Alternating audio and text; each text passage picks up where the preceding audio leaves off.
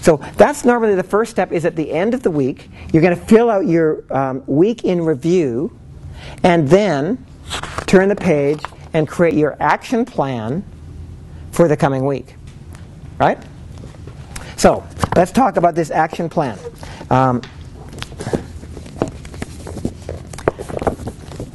Basically, this workbook, worksheet, I guess is what you'd really call it, probably take you about 10, 15 minutes to fill out, maximum. And this is what's going to make sure that you set yourself up for a week where you're moving forward rather than just spinning your wheels. I was talking to Danielle on the break, and she said, "Well, my life's so chaotic and busy. We sort of get to the end of the week, and I go, whew, what happened?" And I said to her, "You know what? Well, and raise your hand if your life's a bit like that." Yeah, my life's like that too, except that I know, because I made a weekly plan, that in spite of all the chaos at the end of the week, 80% of my week may be chaos, but 20% of it is spent moving forward on the things that really had to get done. So I know at the end of all the chaos at the end of the week, I wasn't just on a treadmill. I actually have moved forward as well as all of the chaos. And that's the difference between being in Pro Coach and being in most people's lives where there's this chaos going on, but there's a treadmill where they're not moving forward. Somebody relate to that a little bit? Right? So that's where the system really makes a difference. Okay, so I think, let's talk about, first of all, the top 3 priorities section. So top left of has everybody got the page?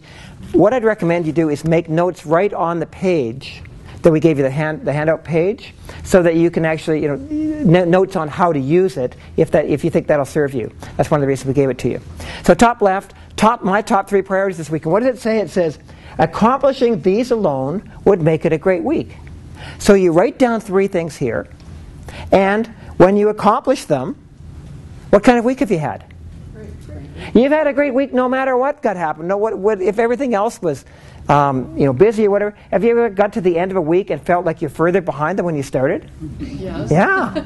So me too. But if I've got these things written down and it says accomplishing these would make it a great week, I know that even if I'm further behind, if I did the things in here, I've actually moved ahead. Does that make sense? It's actually a great week. So it's about identifying things, and what I challenge you to do in your top 3 here is let's write down some criteria. I would say most important that you would choose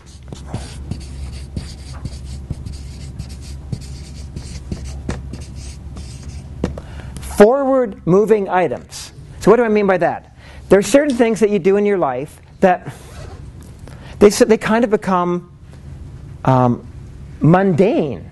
Like for example, for most people, raise your hand if you have an office that could use a good solid cleaning. Quite a few people, okay?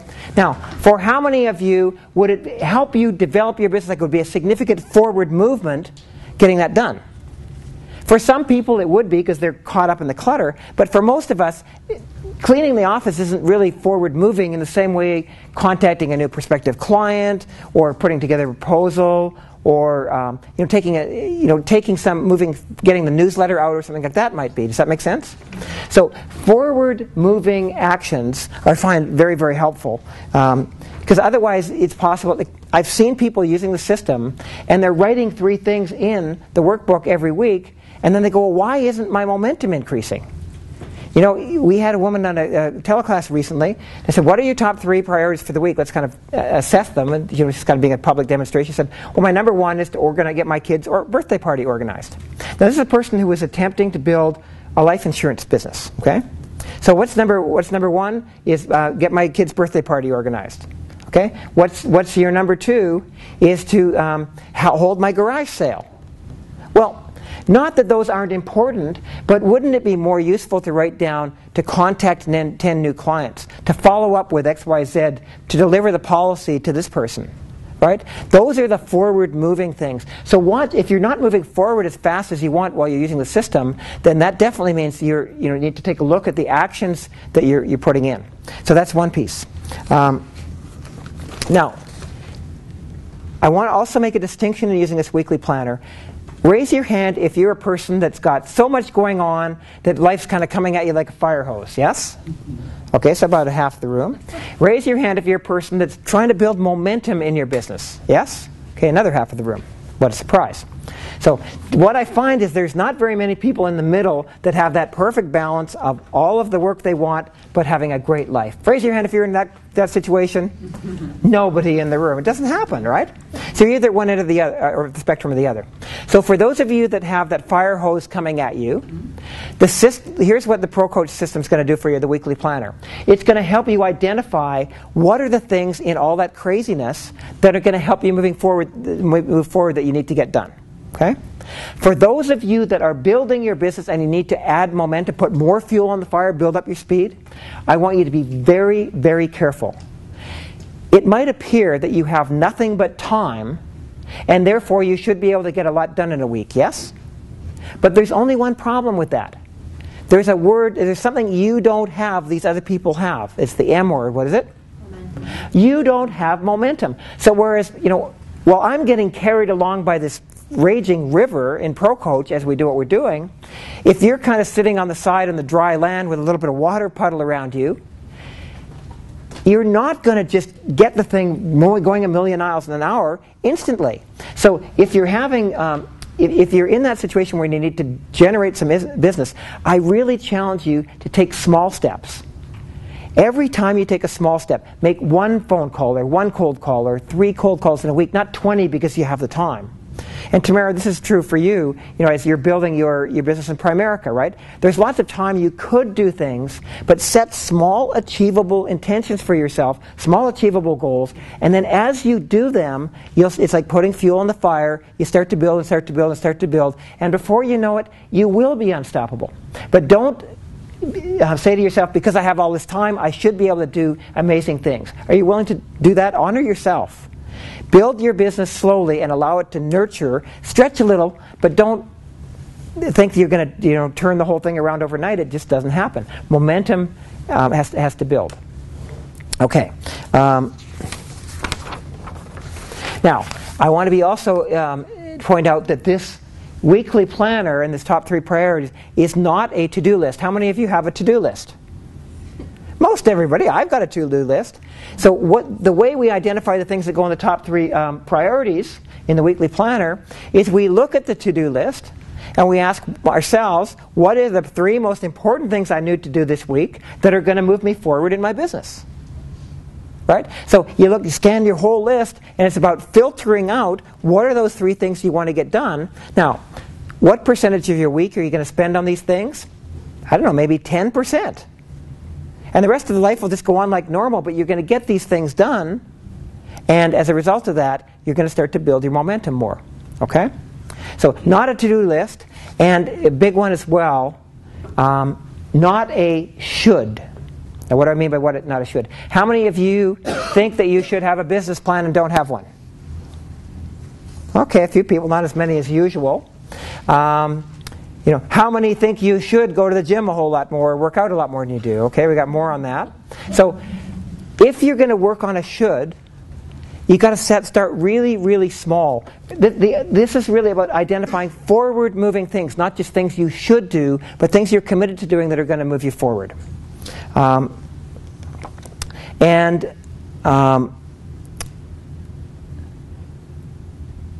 think the biggest thing that I found that really gets the weekly planner from being a kind of a list of priorities to getting you into action is to break it down. So I'll give you an example here. So it says my top 3 priorities this week, and just make sure it looks right. So I got this little, accomplishing these alone would make it a great week. So here's priority number 1. Barry, would you be willing to work on this with me? Sure. Okay, so would you mind coming up here? No. That'd be great. Bring my book? Yes. Because Barry's been using the system for a while, and he's one of the people that's really caught on to how to make it. Why don't you just jump up in this stool here? Great. You can take charge. Okay. So in your weekly planner, just flip the page because you showed me some that really, there's a next page. Okay, that's a good one. Okay, so one of his top 3 priorities. Now he's a financial planner. Okay, so he's helping people develop their plans and so on. one of his areas of new business is developing new business. Okay, so that's just kind of an area to work on. So instead of saying, do this specific action, what he's done is he's called it new business. And then underneath that, he's broken it down into some very specific, smaller steps that he wants to accomplish this week that are going to move him forward. So what's the first one? It's just one particular female client, and it was an estate planning need, and she's a high net worth client who's received an inheritance, large one. Right. So you're going. What was the plan for the week? To contact her, to meet with her, to. Yep. Was the contact? Was it to meet with her, to do the plan? What was it? It was to deliver the plan. This week it was to meet with her. Yeah. So the specificity is now meet with X person. Now we've got to be careful here. Anybody see the trap here? It's not within his control. So hopefully he already has an appointment for it. Right? If not, then the week before he probably would have said, call to set appointment. And then if he was going to have them the same week, maybe his steps would be call X to set an appointment, meet with her if possible. Now he can win at that, right? So, let's say he's already got the appointment. So meet with X. He might. It might even be a bigger project. In which case he might say the whole item was work on the estate plan for this client, and he might have 2 or 3 sub-steps in terms of contact her to set an appointment, spend 2 hours reviewing her file, and then meet with her. And then 4th one might be to deliver the plan. So what I found is having up to 3 little action boxes that will result in this happening are very, very helpful. Let's go look at another one of yours. Well, it was the second client, and that was just... Then I want to move at another one of your top 3 priorities. So you're doing a seminar, right? You're right. Okay, so this is a great one. He's holding a seminar. So his bigger picture item, let's do it again.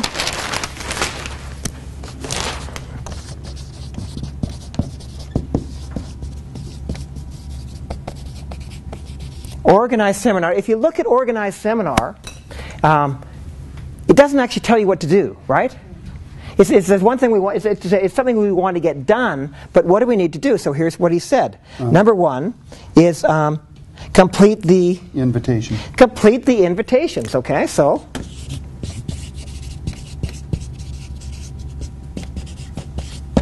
first step to do. Now, second step was complete and email the letters. Okay, complete and email the letters. The invitees. Right, email the letters to the invitees, and the third step was? It's a co-op marketing with a insurance company, so I had to confirm the budget share. Yeah, so talk to the insurance company and confirm the budget, okay?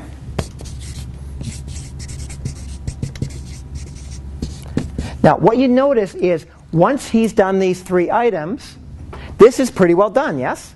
Yes. Right? So you wanted. I found that if you start to put more than 3 sub-items, it just starts to get too overwhelming and you don't always get them done. The goal is that you always get everything done that you've written in here. So identify the 3 biggest ones, those being the ones that if you get these done, everything else is going to kind of happen. Right? He didn't put anything here but booking the room and all of that stuff, but you can be pretty sure if he sent the invitations, he's probably going to feel some pressure to book the room, right? I already did it. Yeah. So put the ones that are going to drive you ahead. A maximum of 3 under a subheading under an item. Yes. Sorry, I'm still confused. So his big thing was new business. So new business would be. It would be the bullet on the page. One of the 3 bullets on top 3 priorities would be develop new business. Develop new business. Okay, so then one of the points under it is organized seminar. And no, this is a whole different one. This is a second of the 3 bullets. Oh, okay. Okay, organized seminar was a second one of his top 3 priorities. Okay? Now, these can actually come from any area of your life. So let's say you're having your annual Christmas party, and it's a big deal. It's like maybe it's totally social. But if getting that party done is a big thing on your plate and you want to move forward, it feels like you're moving forward and it's getting behind you when it's done, then that could be one of your top 3 priorities. But I want to bring Barry up just to kind of, can you get this idea of breaking it down into sub-steps? The idea of the sub-steps is you look at this and you go, confirm the dollars. Hey, I can make that phone call right now, whereas if you look at organized seminar, you don't really know what to do next. Okay, give him a hand. Thank you very much, Barry. Questions or comments on that? This is the most important part of your weekly planner, which is the most important part of using the ProCoach system. Yes? So if that's one of the 3 bullets, yes.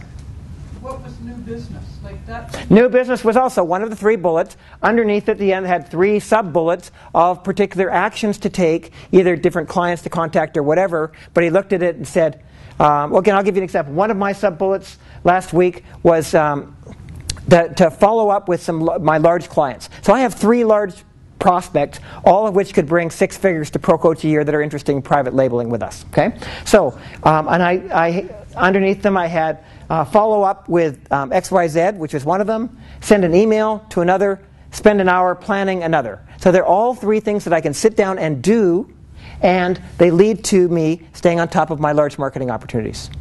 Okay, so this basically when these 3 get checks, this one's automatically got the check. Okay, so we can, Krista, you can work with her more on the, when we're working on it. Questions or comments on this process? That's the top 3 priorities. Let's keep going here. Okay, second part of the page. Top right of this page. Oh no. Setting your quarterly intentions. So how do you decide what to put in your quarterly intentions box here? You look in your quarterly intentions folder. You look in your quarterly intentions folders, and what I want to say about the quarterly intentions, 2 things. Number 1, you don't need to be anal, okay? This is not about, okay, here's what I said I would do, therefore I have to do exactly this. It's not that kind of system. It's much more fluid. You look at it, what you said in your quarterly intentions folder, and then you just trust your intuition, and you go, oh, here's what I want to work on this week. So it calls to you in terms of, yes, that's an action I need to put down, and then you put it as an action under your quarterly intentions. The other thing I want to say about quarterly intentions is you don't always have to have 3. Top 3 priorities, mandatory to have 3. I really, it'd be extraordinary and unusual for you to only have 1 top 3 priority. But in the quarterly intentions, it depends on your week. Last week I was out of town all week. I was in Alberta. I wasn't going to get to work on my quarterly plan. I didn't put anything down under here because I wasn't, I didn't think I'd get time to work on it. Right? So right in here, 1, 2, or 3 actions depending on what feels right for you this week. Make sense? Okay, now let's move to the next one. Doing what's hard. What is one challenging decision, action, or situation you're avoiding or putting off? So you identify the situation in there, and then underneath it, you say, what action are you going to take this week towards resolving it? So, for example, I have a woman who's been interested in being one of our coaches, and through some miscommunication and so on, she really thinks that she's one of our coaches now. I'm not ready for her yet. What's the action? I need to talk to deal with this situation with this person, right? It's a challenging, awkward situation which I was partially responsible for creating. So I might say, so the situation is this awkward situation, and what I'm putting off is talking to her, and then what am I going to do this week? It might be that I just say, I'm going to phone her and make an appointment. Or it might be I'm going to spend an hour preparing for this conversation and review all the email strings and so on. Or it might be, in this case it will be, just pick up the phone and do it. And here's a little tip on doing what's hard. It's a whole lot better to make a mess of doing something and get it done than to try and plan to do it perfectly and never get around to it. And that's true with firing people. It's true with dealing with really difficult situations. I will pick up the phone and then I'll figure out what I'm going to say, and whether it comes out well or whether we end up in tears, who knows. Maybe we never talk to each other again, but it will be done. Okay. So that's any comment on that? That's, by the way, another breakthrough question. It gets you doing those things that are going to move you ahead. Can I just ask one question about doing what's hard? Would it ever be appropriate to put that in the same one as one of your top 3 priorities? Like just to, say, I'm going to do this week. Yeah, so here's what I personally do is if I write a top 3 priority and it doesn't get done for a week or 2 in a row, I'll move it into doing what's hard. Okay. So I never write the same thing in the same thing in 2 different boxes, but I would potentially move it to doing what's hard. If I didn't get it done, there's a reason for that, right? Anything you're avoiding or procrastinating on, there's a reason for that, right? So that's why it's called doing what's hard. And by the way, with the doing what's hard, I didn't mention this before, but almost always they boil down to one of 2 things: either a communication, something you haven't said to somebody, like I was talking about what's up for me, or an action that you've been avoiding taking, like completing your taxes or something like that, a piece that will, there's a resistance to it. There's always a resistance when you're dealing with doing what's hard. Okay? Bottom of the page, cleanups and completions. What's one thing you're going to do this week? Cleanups and completions. It doesn't have to come from your cleanups and completions list. It's just you look around your office and go, oh my heavens, those windows need to be cleaned. Oh my heavens, I got to file those files. I got a pile over there, whatever it is. Or maybe it's some other action that you want to take in another area of your life. What I personally do under cleanups and completions quite often is I put 5 or 7 little boxes down here, and I say spend 10 minutes a day doing cleanup, or spend 10 minutes at least 5 times, and then every time I do it, I put a check mark in it. And it's a little reinforcement. I mean, it seems foolish, but it helps increase your momentum. It gives you a sense of your momentum. You with me on this? Okay, so and then mastering the success factor. Here you write in the success factor. You read your success factor question, which is written where? On the core intentions folder. You wrote it right there, so you just read it, so you can give yourself a check mark on that. And then underneath, you can have an action in one of 2 things. You can have an action that will be a demonstration of using the success factor. So for example, this quarter while we're working on the cleanups and completions, it might be to get this completed.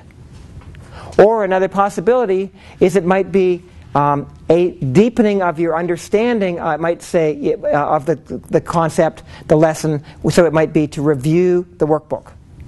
Okay, the success factor lesson workbook. So it can be either implementing the success factor or developing your skill in that area. Does that make sense?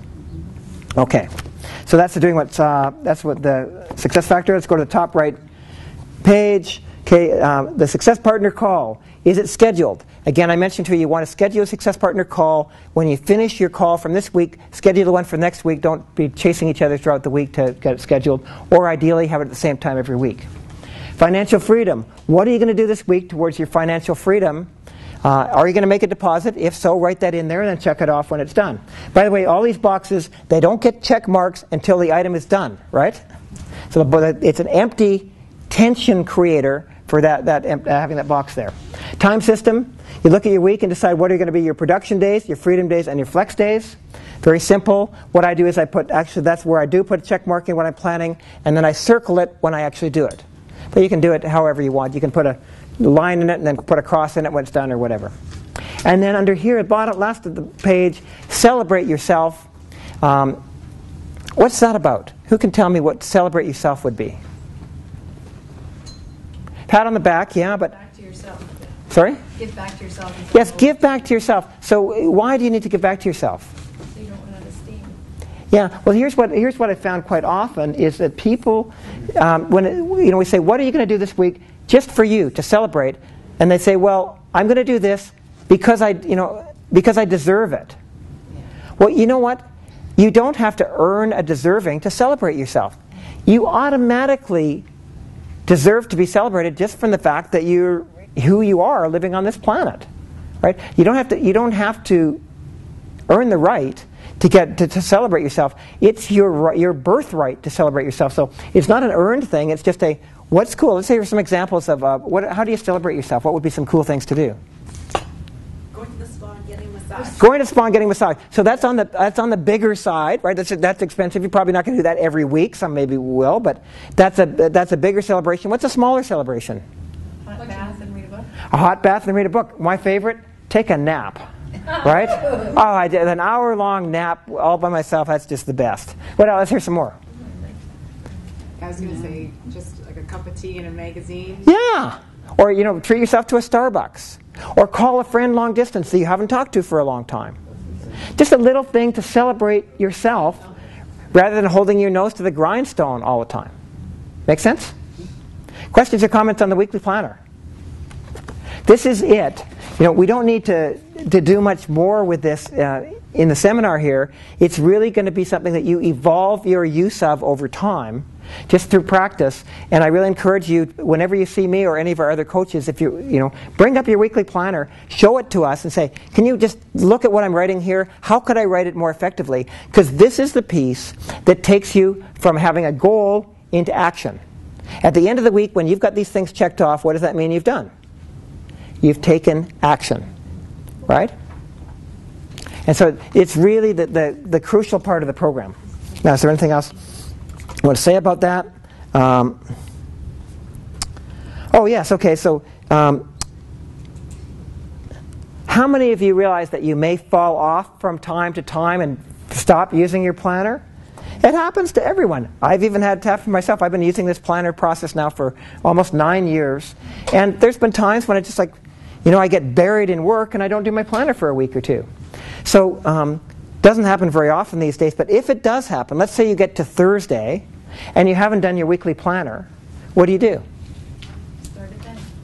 You start it then, but you still end your week the same day, right? So you've got to decide what day your week ends. Raise your hand if your week ends Sunday night. Okay, raise your hand if your week ends another different time. Anyone? Yeah, when does yours end? Tuesday. Tuesdays, okay, good. Barry? Monday at noon. Monday at noon? Chance to catch up. Yeah. So your week is your week. It depends. It's totally your own. What I like is the one that Barry proposed is Monday at noon, and I'll tell you why. Because I create my weekly planner either Sunday night or Monday morning, and then what happens is Thursday, Friday, somewhere during the week, I start to realize I'm falling behind, and if I get to Friday night and I haven't done everything, sometimes businesses close or whatever, and I haven't completed it, right? Well, if I ended up Monday at noon, then I can actually use Monday morning to get things done. It's just a little way of cheating, of finishing off my week and getting the pat on the back for finishing everything. That's kind of my theory, because Tuesday's Monday for me. Okay, so Tuesday's Monday, yeah. So it really, it's about being a little bit strategic to help yourself get a win. The other thing is with the weekly planner, how often do you look at it? Every day. Daily? Anyone less? Oh, yeah. Yeah, so I find I look at mine maybe 2-3 times a week. That I create it on Sunday night or Monday, and then I'll look at it on Tuesday afternoon or Wednesday.